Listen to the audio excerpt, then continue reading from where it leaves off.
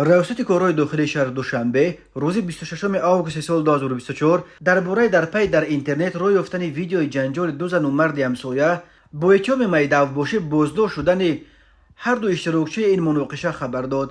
مرکز مطبوعات ملی پایتخت در اطلاعیه‌اش گفت نوار مناقشه همسایگان که صحنه 25 آگوست سال جاری در شبکه‌های اجتماعی نشر گردید از جانب کارمندان میلیسیا مورد سنجش قرار داده شد.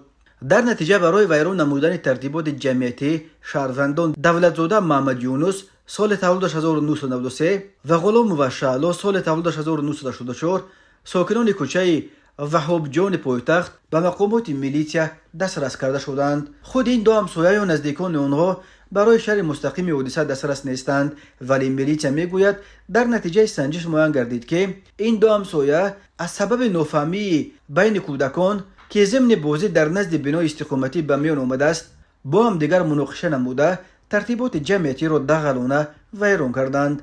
وابسته به حالت مذکور با ماده 460 کودکس حقوق ویرانکنی‌های مأموری جمهوری تاجیکستان پروتکل مأموری ترتیب داده شده برای چاره‌جویی به دادگاه ارسال کرده شد.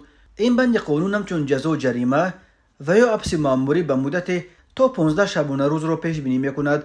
در تاجیکستان موردهای جنجال همسایه‌ها و گاه به این جنجال همراه شدن مردم خیلی زیاد است، ولی در اکثر ایالت‌ها این قضیه‌ها تا به میلیسیا و دادگاه کشانده نمی‌شوند.